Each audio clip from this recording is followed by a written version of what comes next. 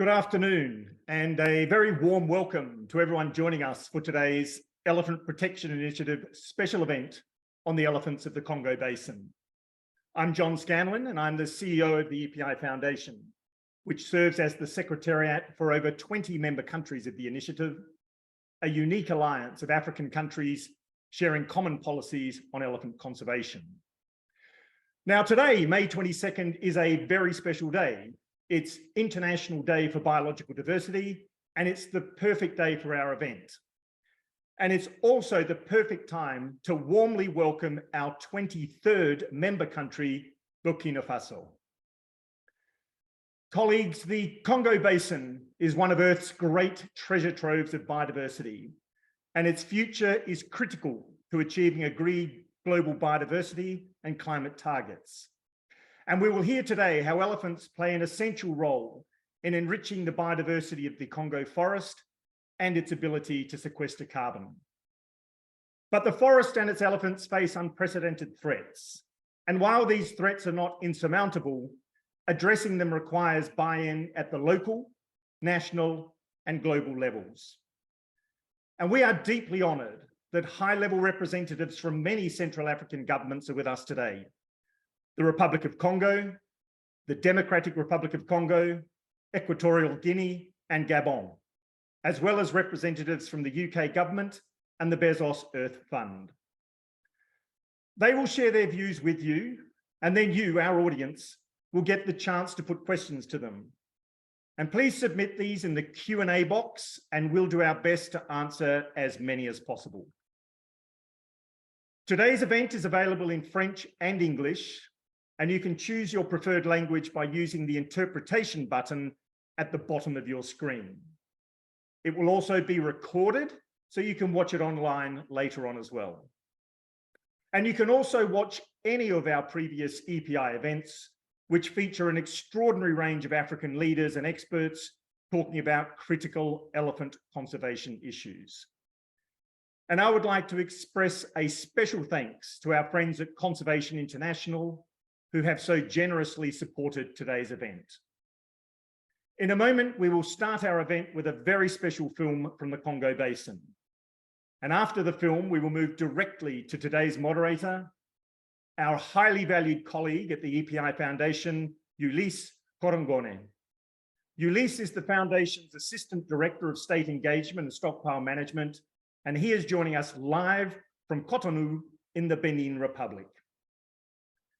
Ulysse came to us from Benin's Ministry of the Environment. He grew up in the north of Benin, which, as many of you know, is home to one of West Africa's largest populations of elephants. And that's where he got his passion for conservation. We are delighted that Ulysse has joined the EPI Foundation team. Now, before handing over to Ulysse, we will first go to our film, which is presented by Vianet Djenguet, a brilliant young filmmaker from the Republic of Congo. Thank you, and Ira, please now show the film.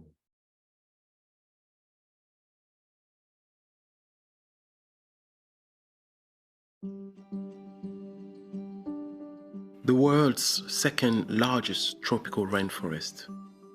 It provides much of Africa's rainfall. It is rich in biodiversity, so full of life. Ozala National Park, in the north of the Republic of Congo, my home country. A majestic landscape of forests and swamps, but also open grasslands. So it is a chance to see a very special animal, the forest elephant. Obviously forest elephants, but being in the grassland, in the savanna type of landscape, makes it quite unique. They rarely reach more than 2.5 meters at shoulder height. They're slightly stocky, small compared to their cousin, savanna elephants, which is quite great because their bodies adapted to the forest and stuff, which makes them so, agile. But they do have big tusks. And sadly, that makes them a target for poachers. not just in my country, but right across the countries of the Congo Basin.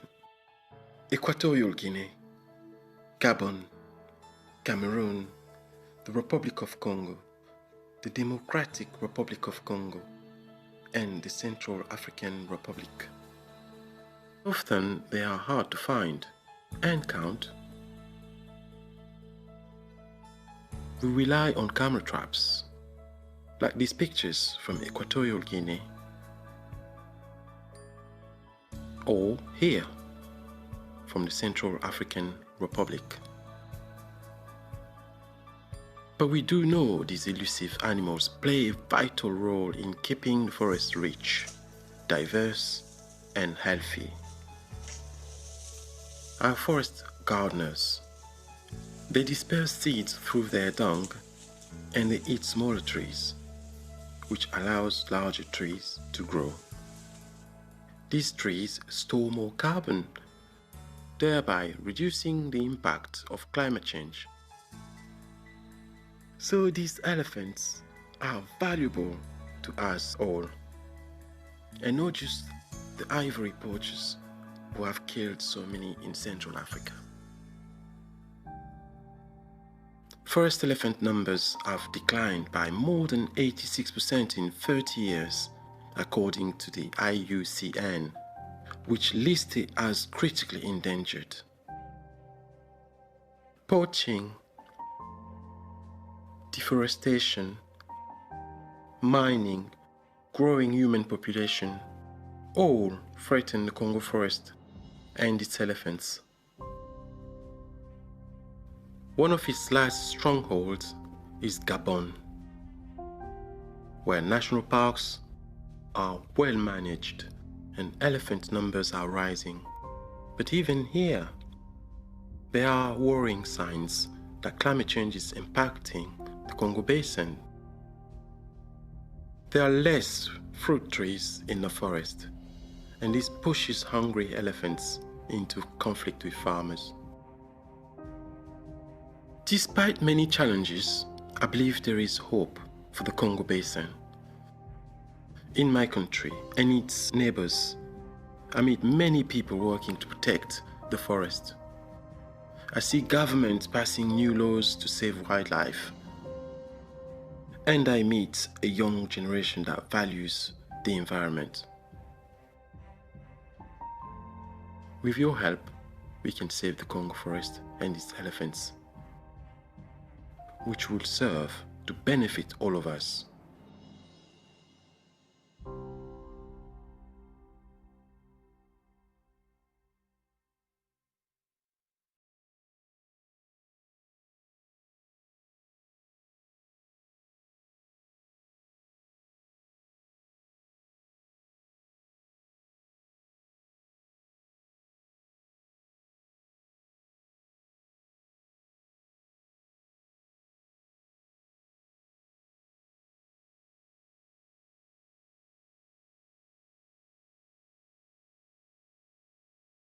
Greetings, everyone.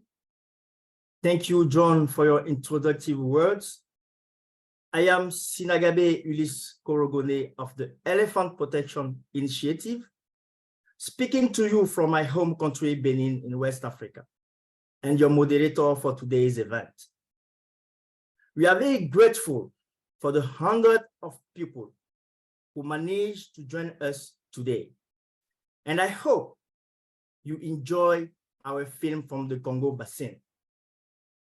In a moment, we will hear from the Republic of Congo government, followed by other key governments in Central Africa.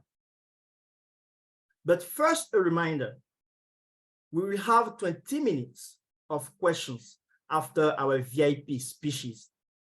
So please submit your written question in the Q&A box.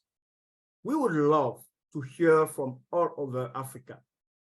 So don't hesitate also to write in French if that's easier for you. And as John said earlier, you can choose your preferred language from the interpretation button at the bottom of your screen.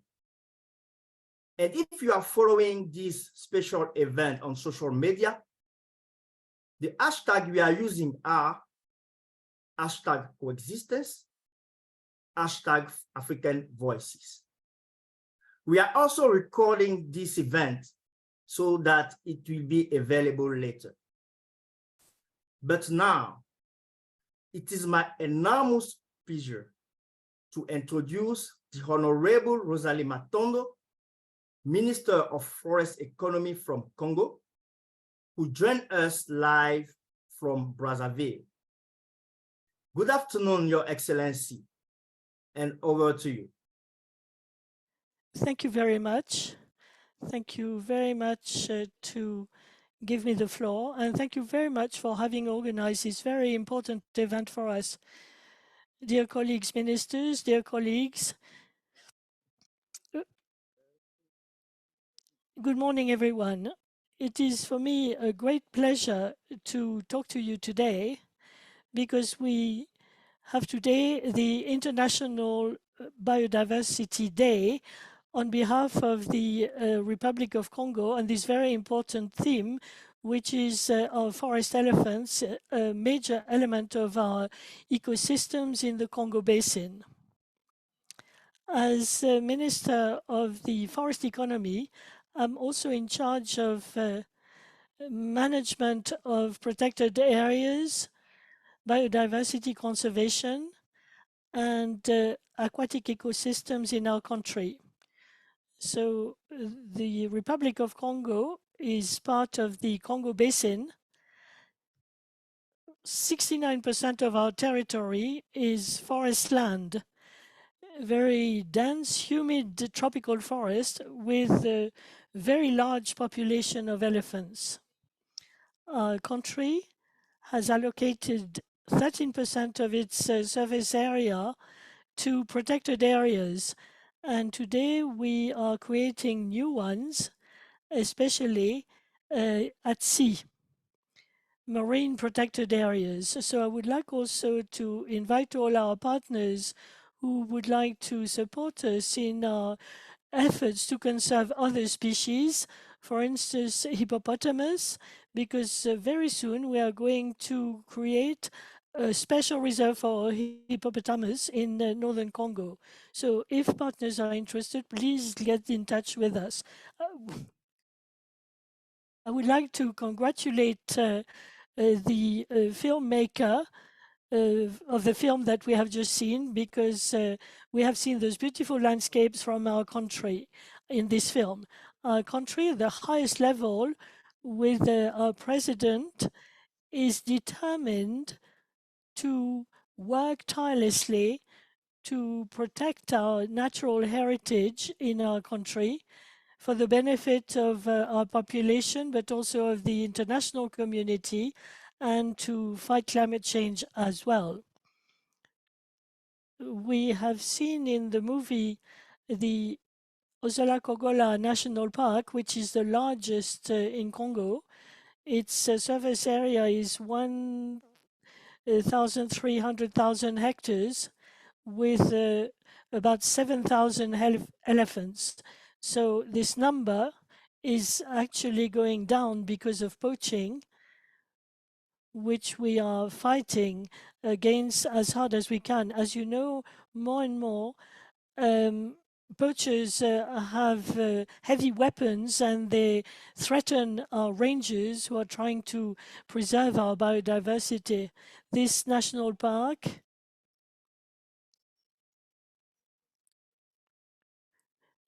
is next to another site which is very important. It's the Lossi Park, and we are managing it with the African Park Network, trying to protect this exceptional biodiversity it contains, and also to involve local communities in this park. We also have the human-wildlife conflict as a very serious problem, and the film showed it as well. In those forest ecosystems, there are less and less fruit available to wildlife, and this means that wildlife destroy cultures, which are these crops, sorry, in those villages, and this is why our elephants are threatened by villagers, and our local community are, of course, asking for help and request the government to do something against these human-wildlife conflicts. And one of the causes of poaching is this human-elephant conflict. And I urge you to find a solution to this problem. The other park we have is Nobalandoki, 420,000 hectares of virgin forest, which ever since 1993 has been a protected area, and more territory was added to this park in 2013. It has about 5,000 forest elephants in it, but also it has gorillas, lowland gorillas, chimpanzees, and it is part of the World Heritage of UNESCO. We manage it with WCF, and we try to protect this precious natural resource, and more and more we try to involve in benefit sharing the local population.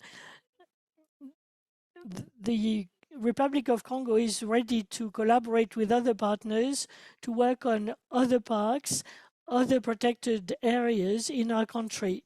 But as you know, natural resources are under tremendous pressure, and our elephants are being decimated by poachers because of poverty in the population around those ecosystems. And also there's the problem of bushmeat. And this is why we need to find solutions to all these problems, to give other options to local communities, to try to create income-generating activities for these communities so they can be stakeholders and actors in the protection of biodiversity, a biodiversity which is also threatened by climate change. As you know, acidification of our forests is due to climate change. There's also drought, which is part and parcel of forest life. Our forests used to be humid, but now they are threatened by drought, and there are also bushfires which start in those forests affected by drought. So the appeal that we would like to make to you on behalf of the largest forests in the world, such as the Congo Basin forest, we want to look after these ecosystems. We need the support of our partners to finance this tremendous work which is being carried out in the Congo Basin. We would like, as was decided during the Montreal COP15, that these financial resources be allocated to our countries because they have shown their goodwill and their desire to conserve their natural resources. For instance, our country is involved very much in international activities. Since 2012, we are part of the World Alliance for Elephants. We have validated the National Plan for Ivory in 2015, and also the National Action Plan for Elephant, which goes up to 2028. Nature-based solutions do exist in our forests, and thanks to these forests, we can fight climate change and its impacts. And we want this Congo Basin forest be taken into account when international financial resources are being allocated. As it was said in Paris, in Glasgow, in Sharm el-Sheikh, we made our voice heard. And we think that an increase in financial aid to support countries in Central Africa would be beneficial to the whole world and to those forests in particular. We would also like to say that it is very important that we be able to add value to tourism through wildlife, because wildlife should be seen as a tourism product, and ecotourism should be supported and developed because it will be a source of income, not only for local communities around those national parks, but for the whole country and its economy. This is why we would like to invite our partners to work on conservation, but also to involve local populations living in those forest ecosystems.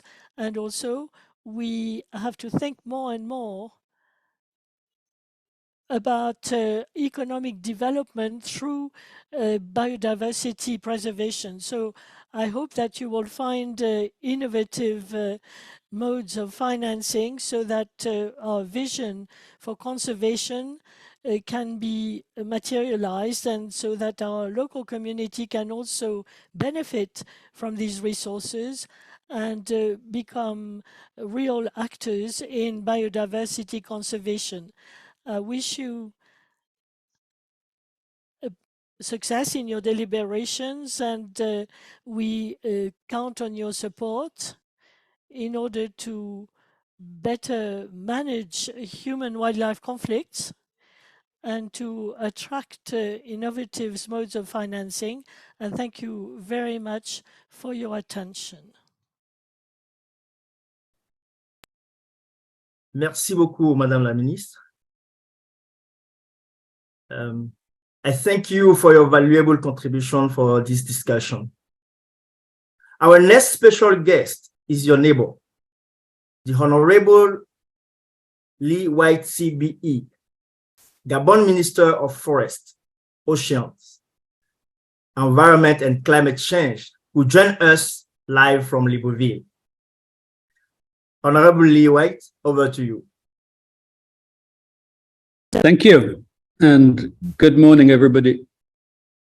I'm just going to say in English exactly what my sister Rosalie just said in French, I think, because Rosalie said almost everything way. Maybe I'll provoke you to start with. It's my firm belief that there are more elephants. I will use London as the example because I think Zach's with us today. More elephants in London than there are in Africa. More elephants in the bedrooms of children in London, cuddly elephants and toy elephants, which goes to show how important the elephant is in the imagination of the international community. It is perhaps Africa's iconic animal, at least from the point of view of non-Africans.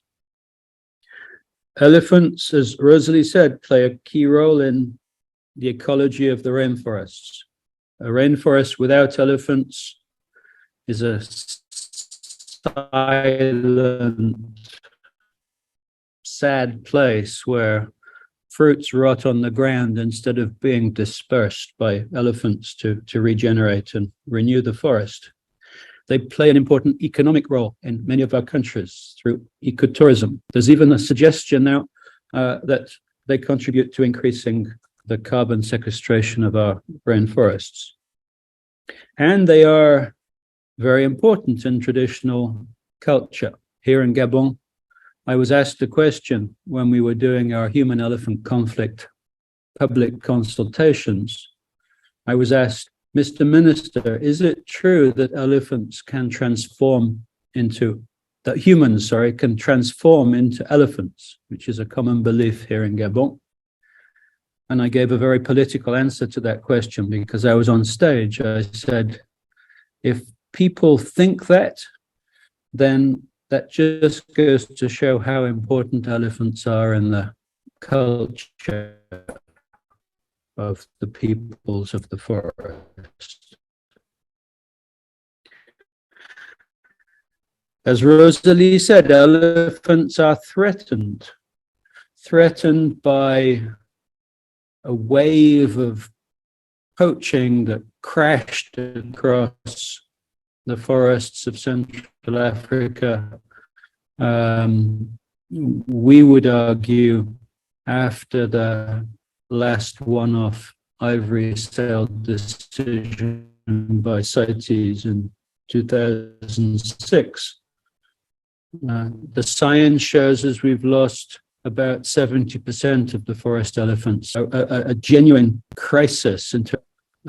Congo-Brazzaville has been resisting very well that poaching pressure, as has Gabon, where our population estimated at 60,000 in 1990 is now estimated at 95,000 after our national survey that was published last year. But as Rosalie said, elephants are also threatened by climate change. Congo and Gabon have been able to fight poaching, but Congo and Gabon and DRC and Cameroon and Equatorial Guinea and Ghana and Kenya and Namibia and Botswana, we cannot fight climate change. Our 40-year study in Lope has shown that fruiting is down 80% in our Central African rainforests. The elephants are significantly thinner. You can see their ribs and their backbones, and the only explanation we have for this is climate change. If climate change is making elephants hungry, reducing their body condition, then the entire world has to engage to fight climate change if we're going to find a solution to that problem. And that problem seems to be exacerbating the other major challenge to elephants in our countries, the human-elephant conflict situation. We believe that the hungry elephants are leaving Lope National Park and going out and raiding people's crops because they cannot find enough to eat anymore in the forest. Human-elephant conflict is on an increase everywhere, even where there's poaching. And human-elephant conflict means that we lose the support of our people in this fight for conservation. I think of it as the most significant threat, not just to the elephants themselves, but to conservation in general. If we don't find a solution to human-elephant conflict, the people of Gabon and Congo and other parts of Africa will not support conservation. And if the people don't support conservation, conservation cannot survive. In Gabon, over the next week or two, we're going to spend $7 million helping people whose crops have been raided, whose farms have been destroyed, to cope with that problem. We're going to be making cash payments. We're spending over $5 million per year of Gabon's precious budget to build electric fences around the country. We're spending over $20 million a year of our own funding to fight against the poaching, to fund our National Parks Agency.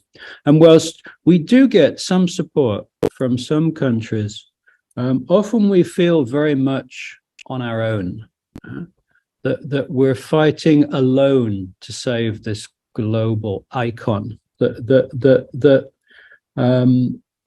international community does not fully understand the enormity of the task, and are just not standing shoulder to shoulder with us.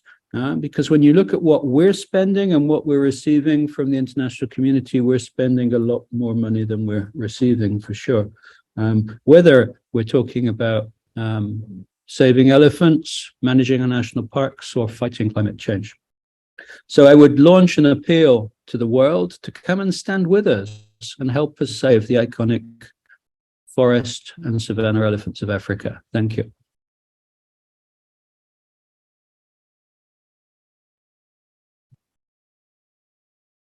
Thank you, Minister Lee White. It's always a pleasure to hear from you. And now we go to the United Kingdom, and we are joined from London by Honourable Zach Goldsmith, who is the Minister for Overseas, Territories, Commonwealth, Energy, Climate and Environment.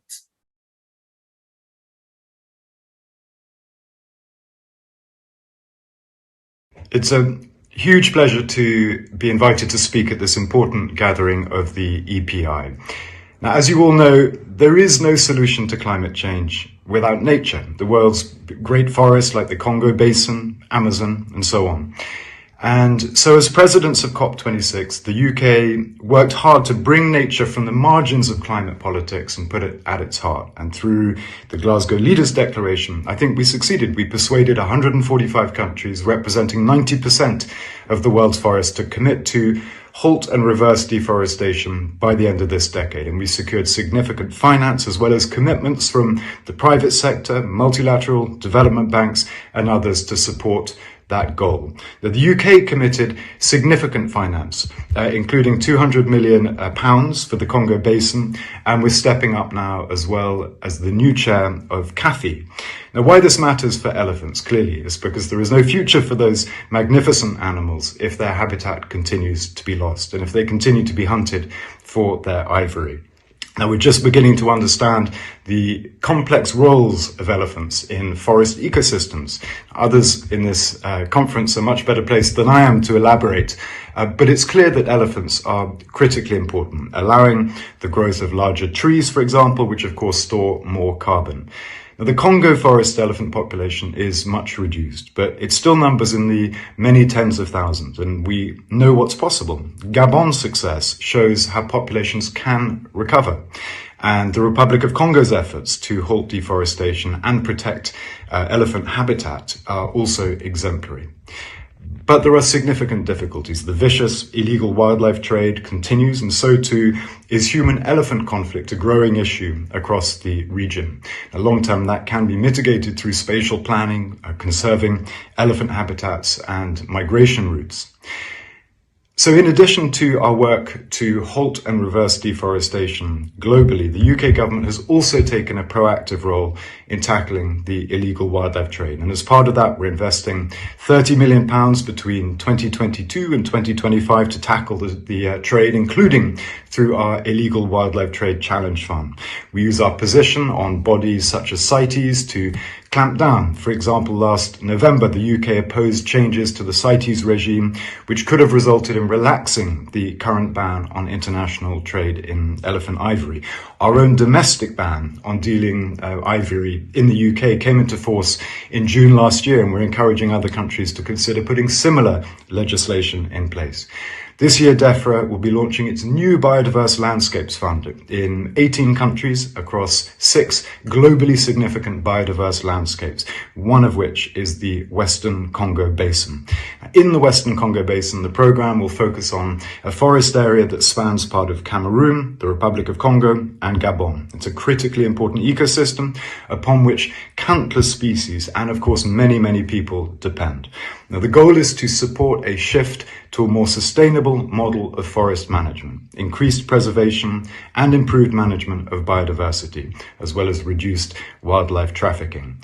The Congo Basin is full of inspiring examples of best practice, and we will do everything we can to support those shining examples and try to foster an environment where best practice becomes the default across the wider region. Thank you so much for all the work you're doing, and the UK is fully behind you.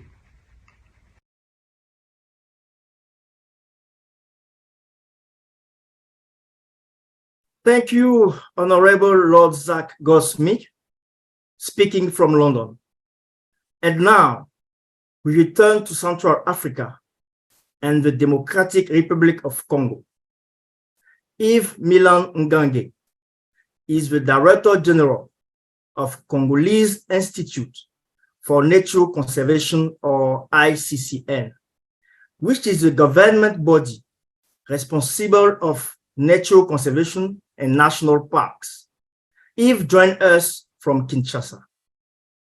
And Yves, please allow me to express, on behalf of the Elephant Protection Initiative Foundation and all the participants of this event, our deepest condolence about the tragic news of rangers being killed in Virunga National Park last week.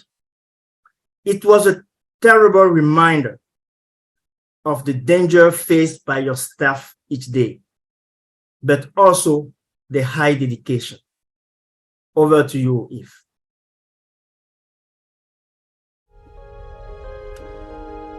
Chers ministres, invités et collègues défenseurs de l'environnement, c'est pour moi un immense plaisir de m'adresser à vous aujourd'hui sur les thèmes importants des éléphants du bassin du Congo. Je tiens à remercier l'initiative pour la protection de l'éléphant pour son invitation à prendre la parole aujourd'hui à l'occasion de la Journée internationale de la biodiversité. En tant que directeur général de l'Institut congolais pour la conservation de la nature, l'ICCN en sigle, j'ai en charge la gestion des aires protégées et la conservation durable de la biodiversité et les écosystèmes de mon pays. Il va donc de soi, ayant la plus grande étendue de la forêt tropicale en Afrique, environ 61%, qu'à des occasions comme celle-ci, la République démocratique du Congo y prenne une part très active. C'est aussi l'occasion de souligner que nous avons plusieurs défis devant nous. En effet, nous avons plusieurs facteurs qui menacent la survie des éléphants en République démocratique du Congo et dans les pays limitrophes. Il s'agit notamment d'une part des menaces liées aux activités extractives comme la destruction des forêts par agriculture sur brûlures, l'exploitation minière, industrielle et artisanale, l'exploitation forestière et la collecte incontrôlée des produits forestiers. D'autre part, les menaces contextuelles ou indirectes, la forte demande du marché illicite des ivoires et trafic des dérivés vers le terrorisme dans les régions des Grands Lacs, les faiblesses institutionnelles et judiciaires des services étatiques et la modicité des allocations financières par le budget de l'État. Par ailleurs, notre population d'éléphants est sévèrement impactée par des années de guerre et d'insécurité. Trop d'individus ont acheté des armes à feu dans notre pays et nombreux de nos rangers ont payé les prix les plus élevés pour leur dévouement à protéger notre faune sauvage. D'ailleurs, à cet effet, l'actualité est démise par les récentes nouvelles pertes en vies humaines au parc de Kaouzi-Biega et de Virunga, où les éco-gardes ont été victimes des embuscades des groupes armés visant les acquis de la biodiversité. Malgré tout cela, nous avons encore des milliers d'éléphants en République démocratique du Congo vivant dans un large éventail d'habitats et d'aires géographiques ci-après. Virunga, Tsina, Kaouzi-Biega, Itombwe, Garamba, Biliwere, Epulu, Aru, Maiko, Salonga, Maringa, Lupori, Chwapa, Upemba et Kundelungu.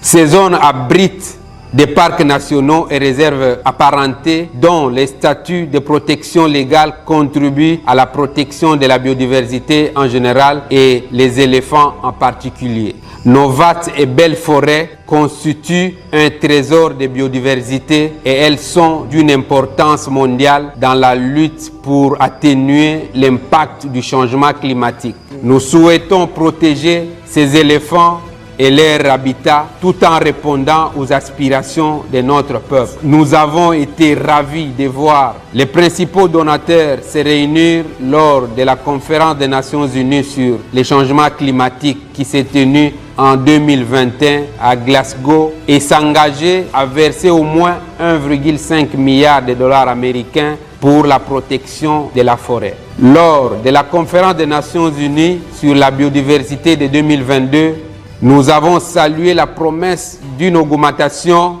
du financement pour soutenir les pays en développement riches en biodiversité, même si nous estimons qu'il faut promettre beaucoup plus de financement. Parmi nos efforts et stratégies actuelles de préservation des éléphants en République démocratique du Congo, nous pouvons citer au niveau stratégique la mise en place de plan national ivoire, task force institutionnelle alignée sur le plan de convergence des COMIFAC. Au niveau opérationnel, la mise en place d'unités spécialisées en lutte anti-braconnage au sein de l'Institut congolais pour la conservation de la nature par les corps PEPEN, la formation à travers des experts internationaux en lutte anti-braconnage et les renseignements tactiques. Les effectifs des éléphants restent encore objet de finalisation d'ici la fin de l'année 2023 par les experts du groupe des spécialistes des éléphants, particulièrement les éléphants des forêts. L'Oxodota cyclotis sont encore en effectif important répartis dans 5 écosystèmes, notamment la Salonga, l'Omami, réserve de faune Okapi, Biliwere et Maïko. La République démocratique du Congo, au regard de l'étendue de ces forêts qui couvrent plus de 60% au monde, elle reste fidèle à son engagement vis-à-vis du cadre mondial de la préservation de la biodiversité 30x30 et la lutte contre les effets du changement climatique. Mon message aux donateurs qui participent aujourd'hui à cet événement est que vous ne devez pas douter de l'engagement de mon gouvernement à l'égard de la conservation. Toutefois, pour réussir, nous avons besoin d'investissements supplémentaires pour la conservation. Si nous parvenons à protéger la forêt tropicale du Congo et ses éléphants, la République démocratique du Congo et le monde entier en bénéficieront. Ainsi, la stabilité du climat et l'investissement à long terme dans les bassins du Congo sont essentiels pour atteindre cet objectif collectif. Mesdames et messieurs, je vous remercie. Thank you, Yves Milan Ngange in Kinshasa. And now we go to the Republic of Equatorial Guinea. Fidel Esono Mba Eyono is the Secretary of State for Forest and Environment in the capital Malabo. Fidel will be speaking in Spanish with English subtitles on screen. And of course, a reminder, you can listen to his speech and this whole event by using the interpretation button at the bottom of your screen.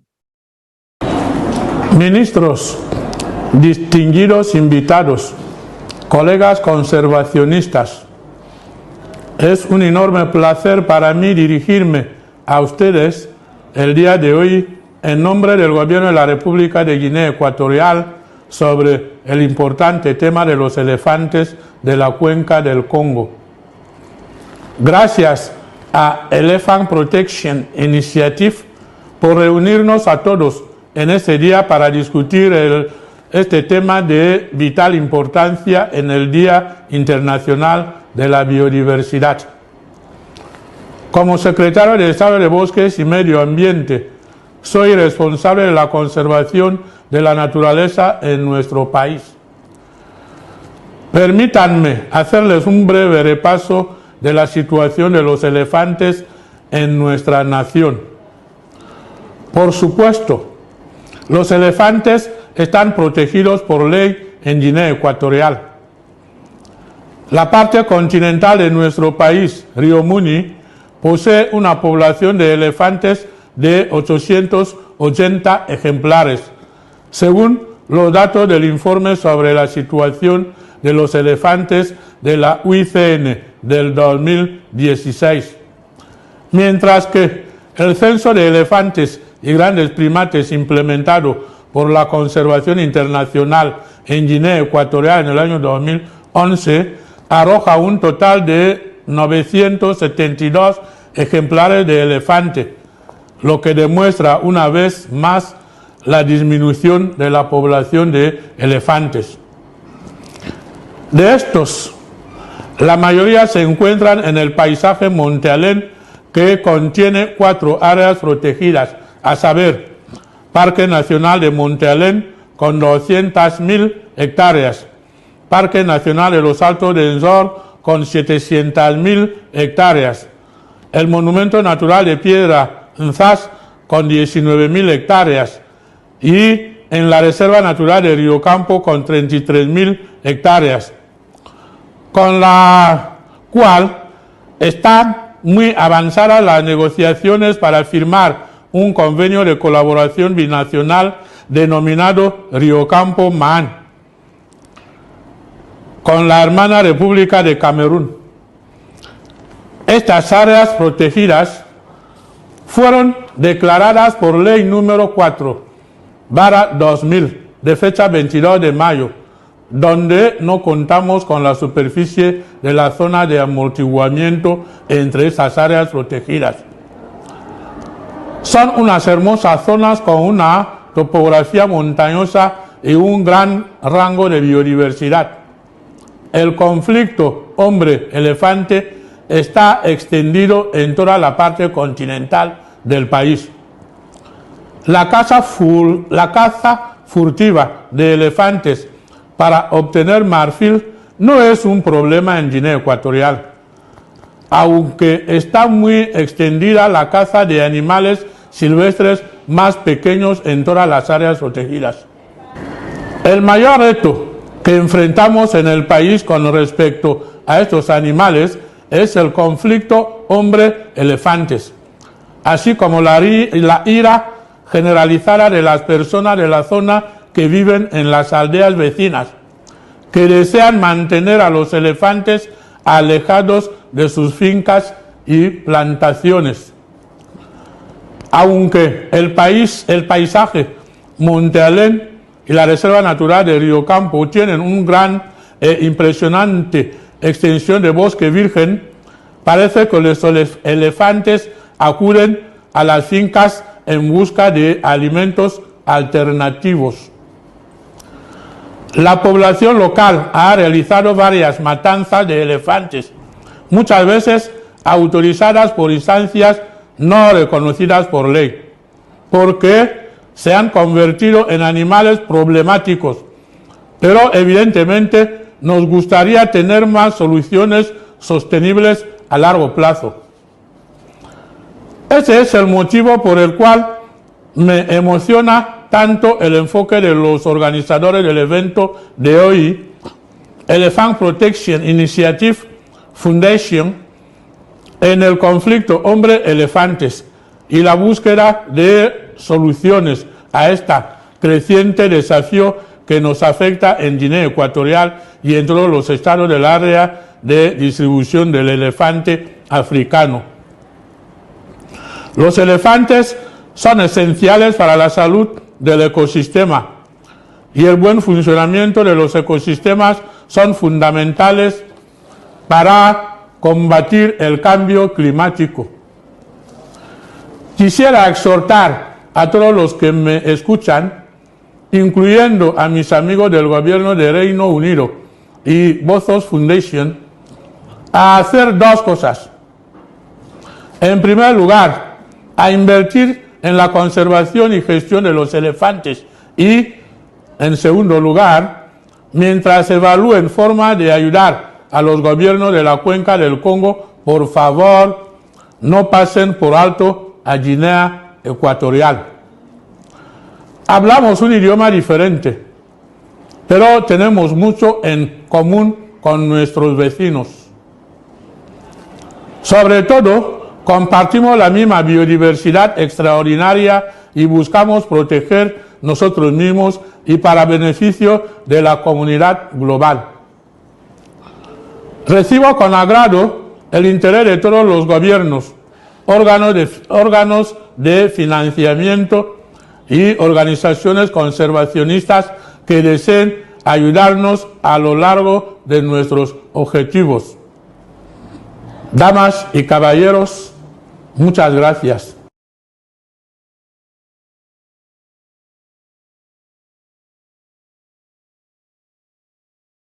Thank you, Fidel, speaking from Equatorial Guinea. Before going to our final speaker, please accept our apologies for the interpretation confusion we incurred. Now, we will receive Mr. Cristián Samper, who is the Managing Director and Leader for Nature Solutions at the Bezos Earth Fund, and join us live from Washington, D.C. Over to you, Mr. Samper. Thank you very much, Ulisse, and good morning, good afternoon to all of you. I'm very pleased to have an opportunity to join this important event today on World Biodiversity Day. And I want to start by thanking the Elephant Protection Initiative for their work and leadership across the region. I have been fortunate to visit and to work in the Congo Basin region for a number of years, as I was the president and CEO of the Wildlife Conservation Society, WCS, for the past 10 years. And I had the opportunity firsthand to visit remarkable places like Nwabali and Doke in the Republic of Congo, and also some of the forests in Gabon. The Bezos Earth Fund was just created 2 years ago to focus on climate solutions and also nature solutions to help protect them. And we understand that these two aspects are intimately connected. They're two sides of the same coin. This is why early on in the Glasgow meeting in COP26, we decided to join the Congo Basin Forest Pledge that was made there. And as part of that, we have now invested $100 million to support the conservation of protected areas across Gabon, Republic of Congo, and the Democratic Republic of Congo, working with 8 international and more than 40 local organizations, and working very closely with several of the governments in the region. This is part of our larger global pledge to focus on the 30 by 30 initiative that was adopted in Montreal last December. And we recognize the progress that many of the countries in the Congo Basin have made toward this end. But we also recognize the challenges that exist behind the management, the effective conservation, and the human-elephant conflict in these regions. Our initiative focuses on several key elements. First, on the designation of key and protection of key biodiversity areas, recognizing that many of these countries have already made progress in identifying and designating some of these areas. Having said that, there's still important ecosystems that may be underrepresented.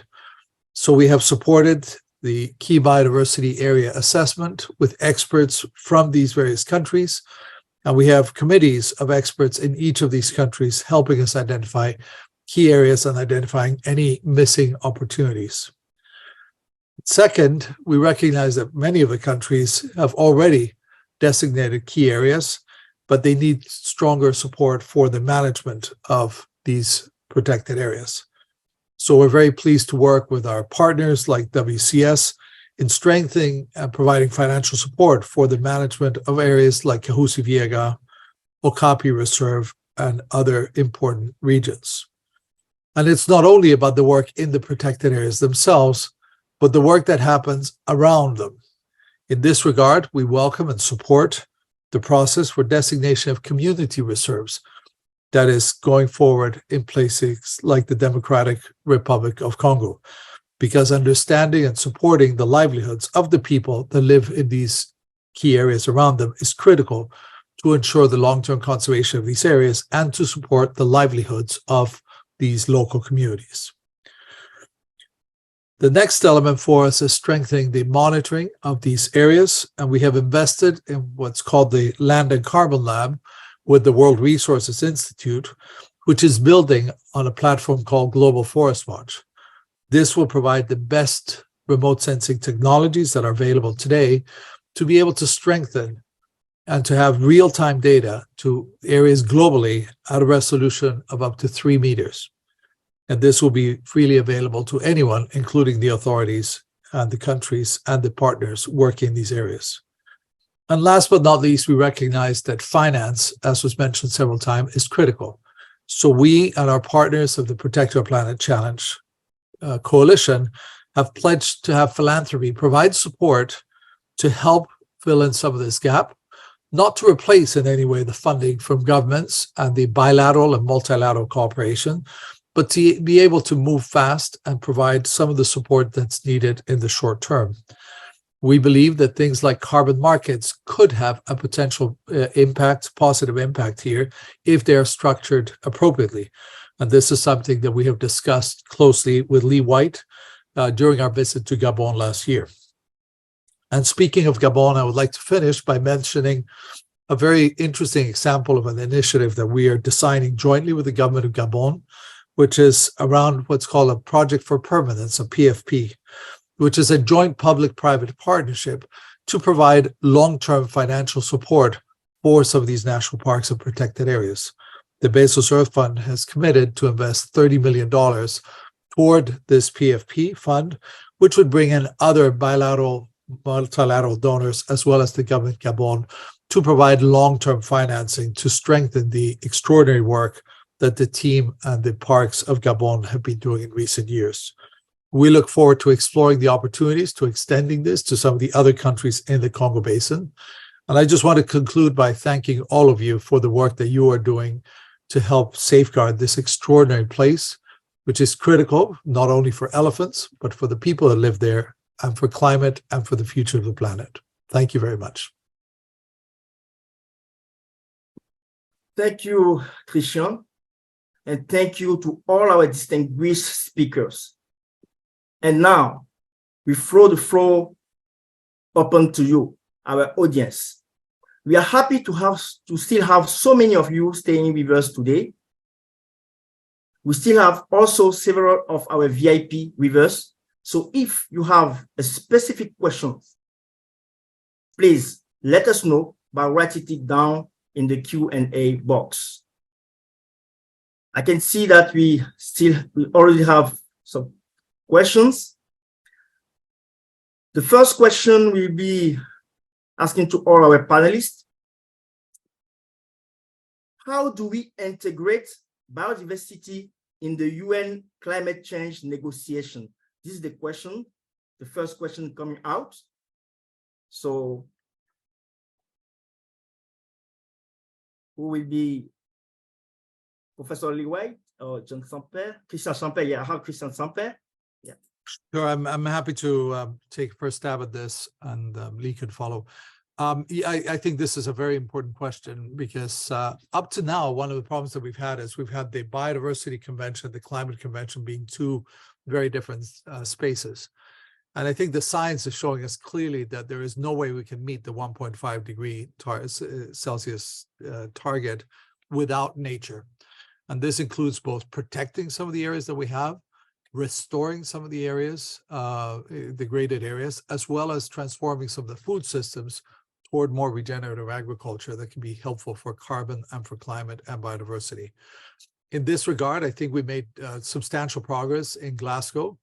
I want to thank Zach Goldsmith and the government of the UK for their leadership for the Glasgow Declaration on Forests, which I think was a very important step, but also to Lee White, who as minister has played a key role in the climate negotiations in really advancing this element there.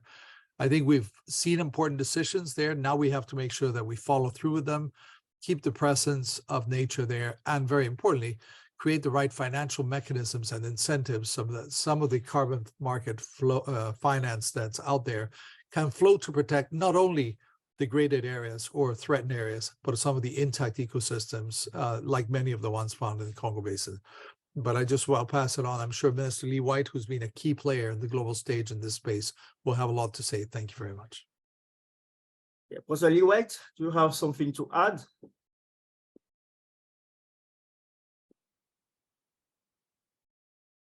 You are on mute. Sorry about that. I would agree with everything Cristián says, but I would put a but out there, a proviso.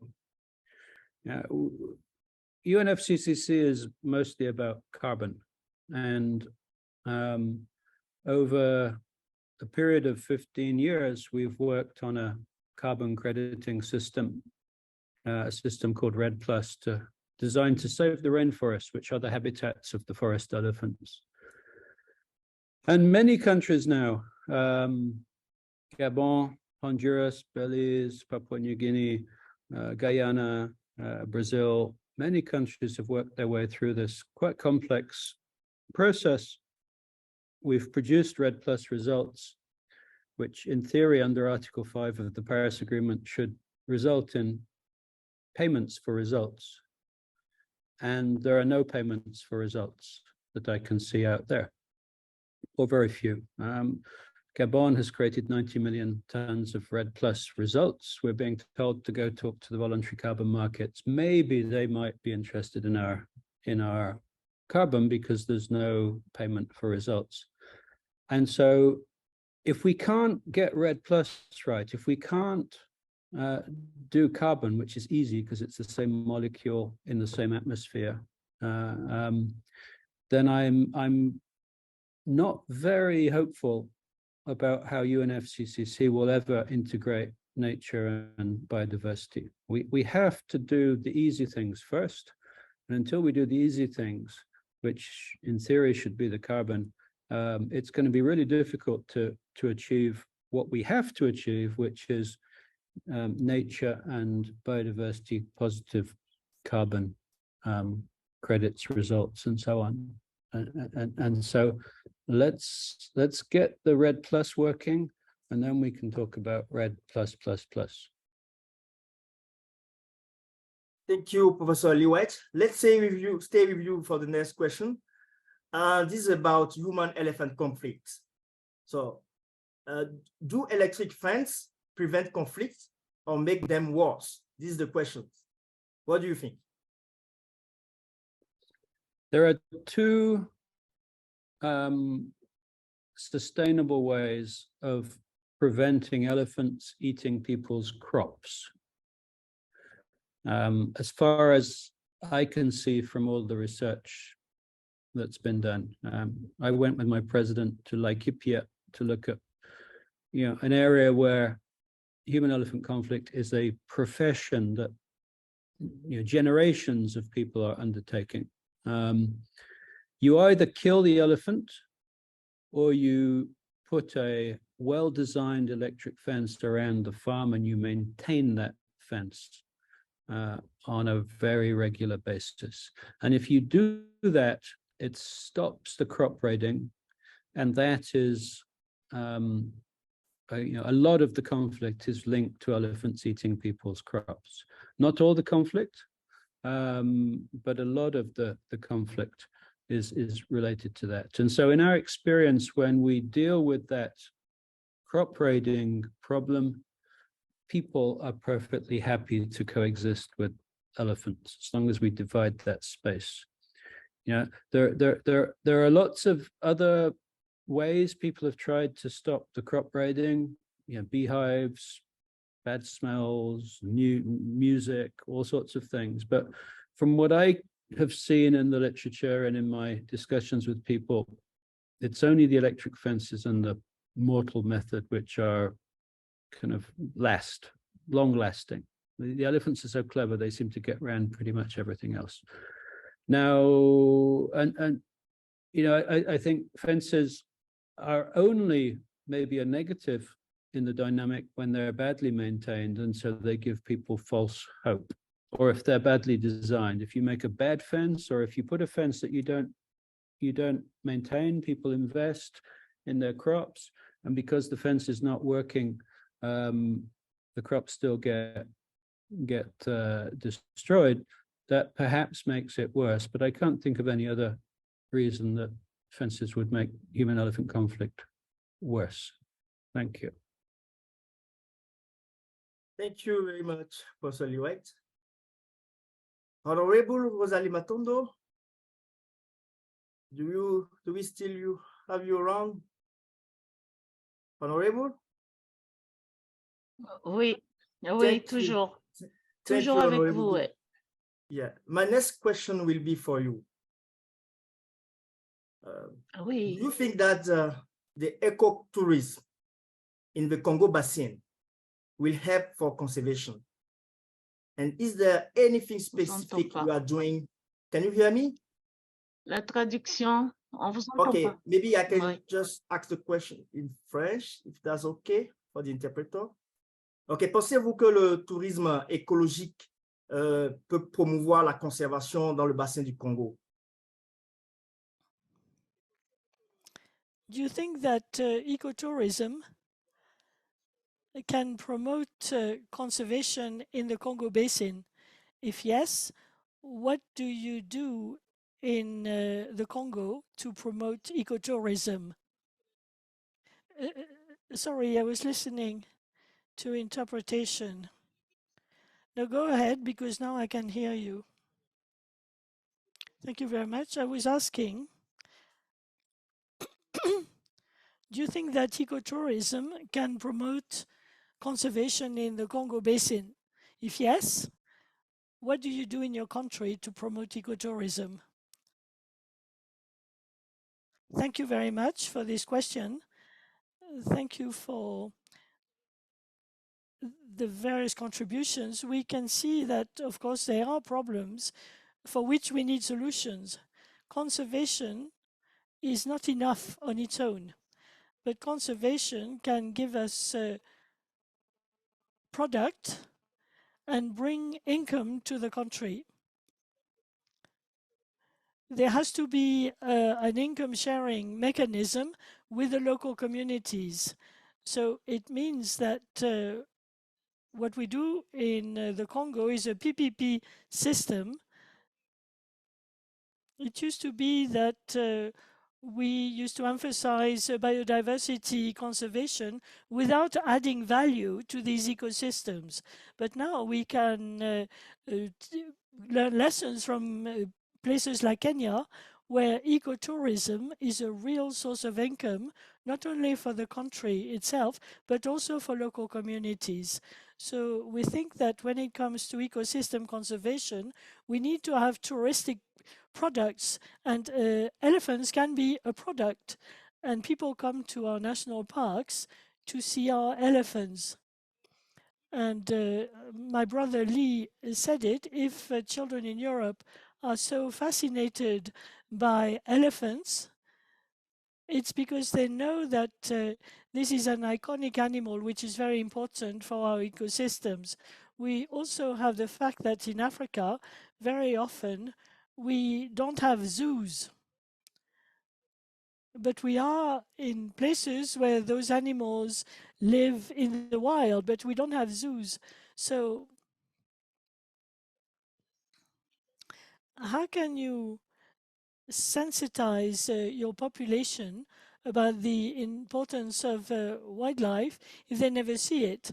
So our children should be able to see for themselves in our cities those animals. When we talk about elephant conservation, children living in cities must be made to understand why there is such a need to conserve our elephants and the rest of our wildlife, because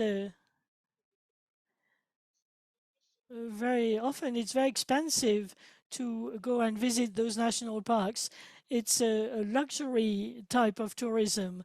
Not everybody can go there and see those animals, and many of our people cannot afford to go to those parks. So we have to find different types of solutions, and very often I say that we should have zoos just like anywhere else in the world, not have just national parks, and also promote ecotourism, because it could be very beneficial to our local populations. They could get an income from it, and also it would be very good for our economy in general. Now, I would like to very quickly go back to another question which has come back again and again about the human-elephant conflict. My brother Lee is quite right, because we also have at our level experienced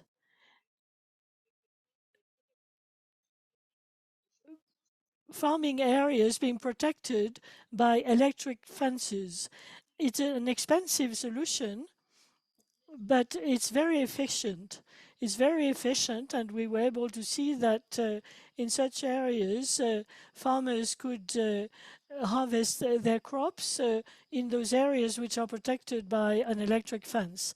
So this is very expensive, so we need financing so that we can have such fences where elephants could possibly destroy crops. Thank you very much. Thank you, Honourable Minister. I was going to ask you. Now, I have a question that may interest all of you, but maybe I can start with Cristián. So, are you considering other payments for ecosystem services, including, for example, biodiversity credit? It's certainly the whole issue of biodiversity credits or nature certificates is an interesting opportunity. It's very early days in that system. So I think we're monitoring closely. We do have examples of payment for services like water, which we've used in other parts of the world, like the Andean forests, which is a very important market that can be sustained in the case where you have direct provision. And there are parts of East Africa where we've seen this very clearly in countries like Tanzania and others. So I think we do need an approach that covers different kinds of ecosystem services and different mechanisms. In some cases, the markets are well developed. In others, I think it's still early days. Biodiversity credits, I think, have a ways to go. I think the important issue that we've heard in the report that was prepared for the One Forest Summit that was held in Libreville recently is that it's better to use the term nature certificates, but not biodiversity offsets, because there are concerns about corporate responsibility in this regard. But there are good examples, and we should certainly explore all the avenues to make sure that these countries and local communities are rewarded for their conservation efforts. Thank you, Cristián. Greta, thank you for joining us. Greta, I would like to ask you, do you have any thoughts about the ashes, human elephant country? Do you have any thoughts about that you want to share with us? Hi, Ulysse, thank you so much. And it's an honor to be among such great panelists. I think outside of what we've already heard from our panelists, which really showcase the complexity of the problem at hand and in dealing with the conservation of the Congo Basin and elephants and the many complex drivers driving these challenges. Outside of ivory poaching and wildlife trafficking, for example, we know that the massive pressures of deforestation often stem from the unsustainable economic activities such as illegal logging, expansive agriculture and mining, which quite frankly, when we think of it at scale, are driven by our global economy and the need to feed global consumers' demands, and rarely come from the socio-economically marginalized communities that are living within the basin. And Honourable Minister Matondo had mentioned this. These systemic challenges, which can manifest as land use conflict, as human-elephant conflict, and as habitat continues to be destroyed, we know that we're seeing a loss of tolerance of communities to live alongside elephants. And so therefore the future looks very bleak unless we start dealing with these systemic drivers of deforestation. And corruption stems from that, the challenges that are of nations and our leaders to continuously exploit nature for our GDPs and to kind of feed our lifestyles. It does not consider the finite nature of the Congo Basin itself. So to address this, we need to be adamant about truly doing business and globalization differently. We must encourage all stakeholders, leaders and business, private sector as well, to promote sustainable alternatives and provide economic benefits which are rooted in equality while minimizing environmental harm and injustices both to people and our majestic elephants. We really must encourage that the world's largest economies, leaders, and corporations are at the forefront of shaping those sustainable practices. Thank you. Thank you, Greta, who is the Human Elephant Conflict Lead at the Elephant Protection Initiative Foundation. Thank you for your valuable contribution. I have also a question that may probably be linked to this question, and then is about what can concern citizens elsewhere to help support Africa's forest elephant. What can concern citizens elsewhere about the sport of what we are doing? This question can be also linked to the so do I have someone who want to say something about that? Okay. I can jump in quickly. I think really the most important thing that concerned citizens can do outside of the Congo Basin is support critically endangered forest elephant initiatives by raising awareness about their plight, by contributing to programs, by amplifying the complexities and putting pressure on wherever they live and the leaders of where they live to support these issues, because it is, although the problem might be happening far away from where they might come from, this is an issue that concerns all of us. And as all of the panelists said, it's something that needs to be everybody's business. It's a global challenge, despite the fact that it often happens very far away from us. And I think, you know, if we advocate for stronger international policies against deforestation, you know, ways of encouraging for funds, sustainable and long-term funding to reach where the problem is at the very root, I think that's one way that concerned citizens can help shift the needle towards impact. Thank you. Thank you, Guta. Cristián, do you have something to say? And also Yes, about the question of ecosystem payment, I will be happy to hear from you on this question. Well, let me come to the issue of what people outside the Congo Basin can do, and I do think they have a role to play in terms of supporting the right measures that need to be taken. As some of you may or may not know, the Wildlife Conservation Society has, in addition to field programs, a series of runs the Bronx Zoo in New York. And there you have almost 4 million visitors that come to the various places here. One of the things that we did some years ago was launch a campaign called 96 Elephants, where what we did was really bring awareness to this issue among the visitors and have the visitors reach out to their members of Congress and to their state legislatures. And that allowed us to promote the closure of the ivory markets across the United States, many places, as well as strengthening some of the measures here and the international work. So I think there are examples by making you not only providing your direct support or supporting non-government organizations that are working in the Congo Basin like WCS, but very importantly, helping elect the right people that are willing to take on nature and climate as key issues and supporting the international conservation work. So I think we've seen this work in the US, we've seen this work in parts of Europe. And these are all measures of solidarity with the people and the countries of the Congo Basin. Thank you, Cristián. Rosalie White, are you still there? Yes, I would like to hear from you about the question of ecosystem question. Do you have something to add? Sorry, what was the question? Yeah, about the ecosystem service payment. You know, generally, if you look at the rainforest ecosystem, DRC's rainforests are sending rainfall to the Ethiopian highlands. They're filling the Blue Nile. They're irrigating Egypt. They're helping to stabilize Africa. The same applies to Gabon and Congo, who send rainfall to the Sahel.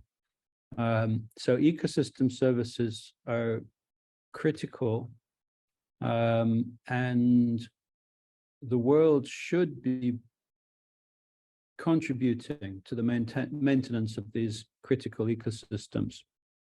So on the principle, I absolutely I believe in it, and I think it's a way forward.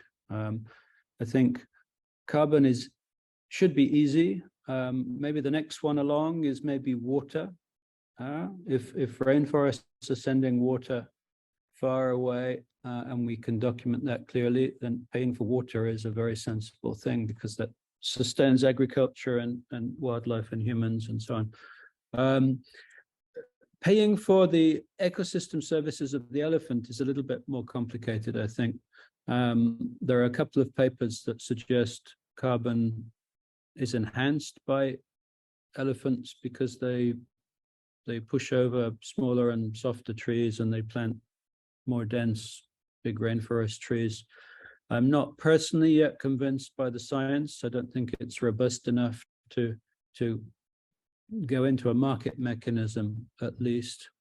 And so I think we're going to struggle a little bit on ecosystem services for elephants, just because we have to do more science and understand better what their role is in the forest, whether it's planting of trees, which is important, whether it's spreading of trace minerals around the forest that they're consuming in salt licks and pooping out into the forest, and potentially thereby increasing productivity.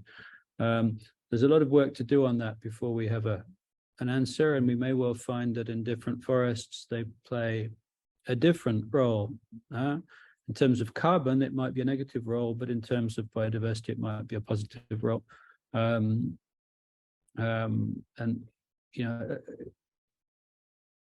with ecosystem services, it all comes down to willingness to pay. With biodiversity certificates, it's going to be even more complicated, I think. So it makes perfect sense. It's a bit like avoided deforestation that Vera are getting criticized for. It makes sense, but it might be very difficult.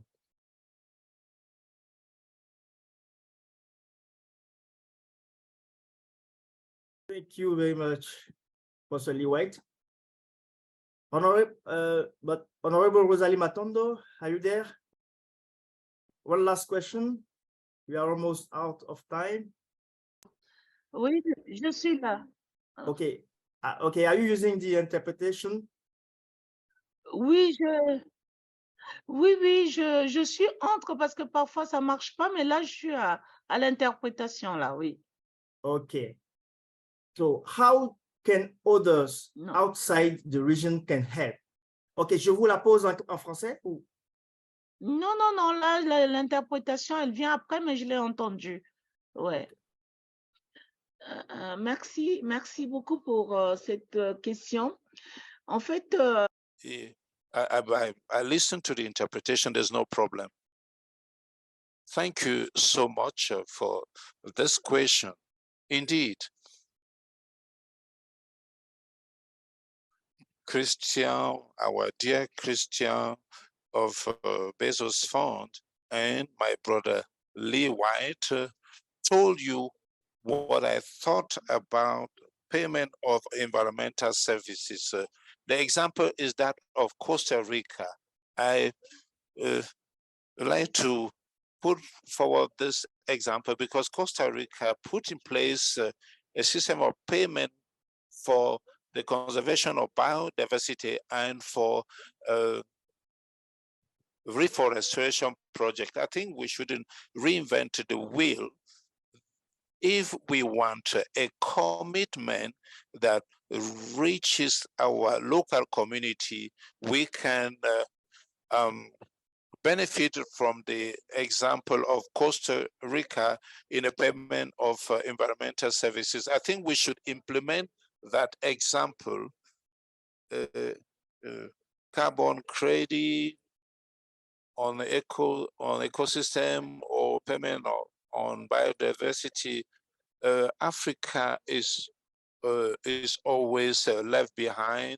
Very often they talk about skills and competencies, yet we have all adhered to all these mechanisms. It is true that we have difficulties in setting up the prices for the carbon. I think it is high time that the international community should have confidence on our national institutions. We work in partnership with other people for capacity enhancement, for support, but I think it is high time that national agencies who are working on the field to protect biodiversity should be supported. I think we should solve that issue. We should strengthen capacities because our national agencies are having a lot of brain drain because all the funding is given to partners who support us. So I think that we should use what partners give us, and then we should benefit from the payment on environmental services. We should ensure that the carbon credit should get to the basin Congo to reward all the efforts that we do to preserve biodiversity and forests. For now, it's a dream. For now, it's... Aujourd'hui, nous sommes devenus vieux. Il n'y a aucun franc qui est arrivé dans nos contrées. Donc, c'est comme un rêve, c'est comme un marché de dupes. Nous voulons voir la réalité de cela. Merci. Thank you very much, Honourable Rosalie Matondo from Brazzaville. Thank you to all our distinguished VIPs who stay in live with us today. Sadly, I think we are out of time. Greta, I saw you. Cristián. Okay.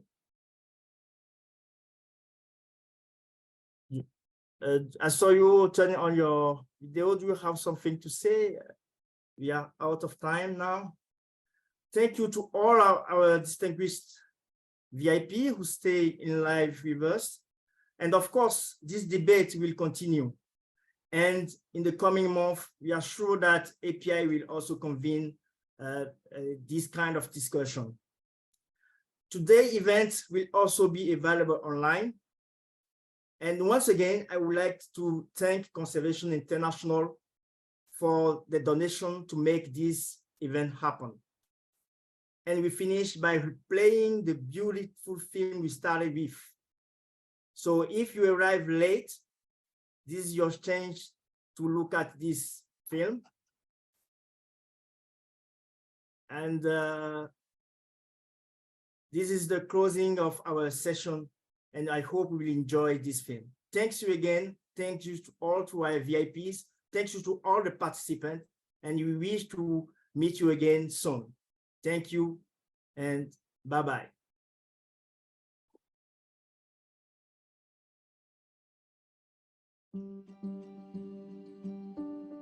The world's second largest tropical rainforest. It provides much of Africa's rainfall. It is rich in biodiversity, so full of life. Ozala National Park, in the north of the Republic of Congo, my home country. A majestic landscape of forests and swamps, but also open grasslands. So it is a chance to see a very special animal, the forest elephant. Obviously forest elephants, but being in the grassland, in the savanna type of landscape makes it quite unique. They rarely reach more than 2.5 meters at shoulder height.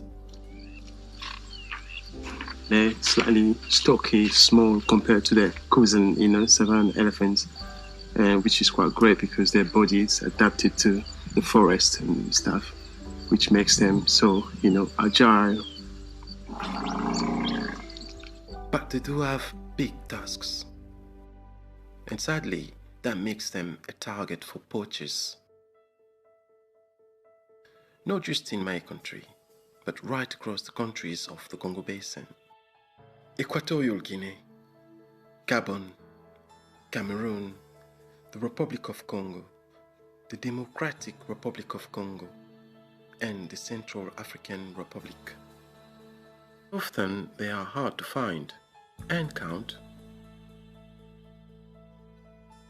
We rely on camera traps, like these pictures from Equatorial Guinea, or here, from the Central African Republic. But we do know these elusive animals play a vital role in keeping the forest rich, diverse, and healthy.